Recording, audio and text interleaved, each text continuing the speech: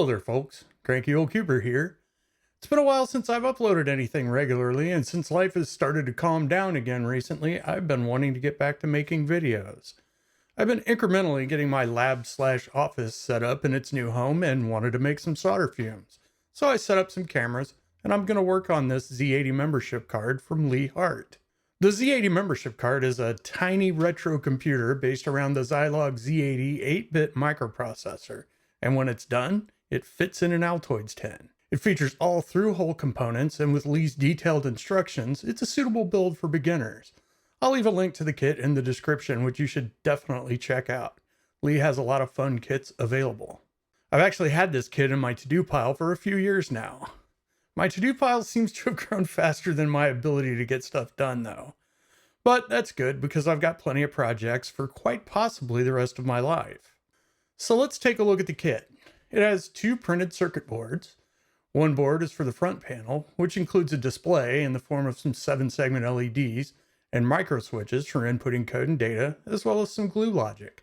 The other board is for the CPU, RAM, ROM, and some additional glue logic. The kit includes all the parts needed to build the computer, including 74 series HC logic chips, a ROM containing version 1.5 of the software, a 65256 static RAM chip for 64 kilobytes of memory, and a Zilog Z80 microprocessor. Unsurprisingly, the kit provides an Altoids tin. No need to source that for yourself. Inside the tin is all the rest of the parts, helpfully packaged with the front panel parts in one bag and parts for the CPU board in the other. These are mostly passive components like resistors, capacitors, and sockets for the CPU, RAM, and ROM. Now I'll be socketing all the integrated circuits on this thing because that's how I roll. As I mentioned earlier, the boards are designed to just fit in an Altoids tin, although since I'm socketing everything, it won't fit as well top to bottom, but that's a problem for another day. I'm not confident enough with my soldering to just naked solder integrated circuits right now, so I like using sockets. I've got a new camera setup I'm trying out for this video.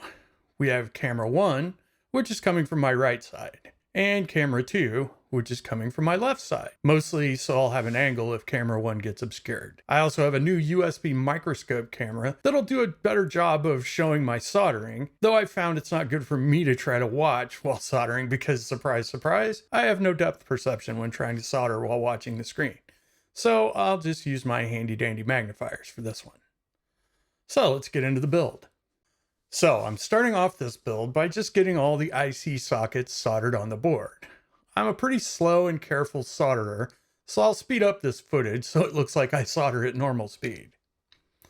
The way I typically do this is place the socket, tack down pins on opposite corners, and make sure the socket is fully seated against the board. It's easier to adjust when you've only got 2 points soldered than it is after you've done the whole thing.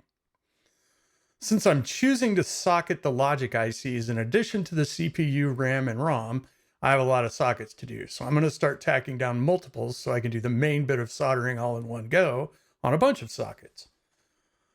Once I get into a rhythm, it starts to go faster. For each joint here, I'm applying the hot iron to the lead and the pad to heat it up. Then I apply solder to the pad, not the iron tip, wait for it to flow, remove the solder, and then remove the heat. This seems to give me the best solder joints, and when I'm careful like this, I don't tend to get a lot of cold joints where it looks connected but isn't electrically conductive. Cold joints are definitely the most fun things ever to troubleshoot. If I don't like the way a joint looks, sometimes I can fix it by just reapplying the iron and reflowing the solder, but other times I have to get out the big blue sucker. If you need one of these though, use desoldering tool to search for it, because I'm pretty sure Big Blue Sucker is going to get you one of those baby nose sucker things, or perhaps some kind of candy on a stick, which is not what you want. In any case, you can just heat the solder up and use this tool to apply a quick vacuum to pull the molten solder out of the joint, and consequently into your Big Blue Sucker. And this makes it easy to resolder the joint. No muss, no fuss. You'll notice some shiny, liquidy looking stuff that stays behind after the joint is soldered. That's just flux. Flux helps clean the metals that you're trying to join together and also assists the solder with flowing correctly. And you can clean the excess off the board with a Q-tip and some isopropyl alcohol. After we get the sockets soldered to the board, it's time for capacitors. Most of these capacitors are for decoupling. They're placed across the VCC, or the voltage source, and ground leads on the integrated circuits. In simplified terms, as these chips switch states very quickly, their power requirements can vary and can pull power away from other parts of the circuit, which can cause problems with the circuit.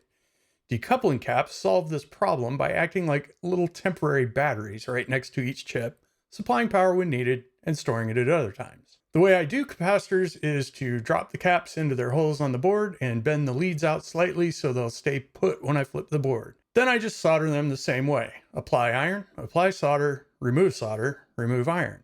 And when they're done, because they have long leads, I snip the leads just above the solder joint to make them neat and tidy. The next thing to go on is the resistor networks. These are just like regular old resistors, except they're packaged with multiple resistors in one package, and they generally share a common lead. They're a bit fiddly, so I usually do the same as I do with IC sockets.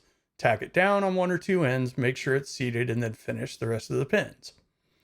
Unlike the capacitors I just put on the board, resistor networks have a right way round and a wrong way round.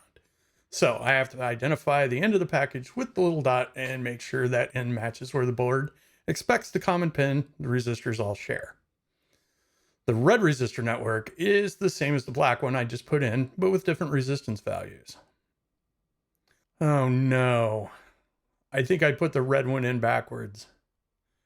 Yes, I definitely put the red one in backwards. Now let's get out the hot air gun. This might let us desolder it fairly easily. Nope, that did not work. Well, here's what we're going to do. I'm going to stop for the day. We'll call this an intermission, and you can tune in next time for the exciting conclusion. Thank you for watching, and if you liked this video, please head down below and give it a thumbs up, and consider subscribing, and I'll see you in the next video. Cheers.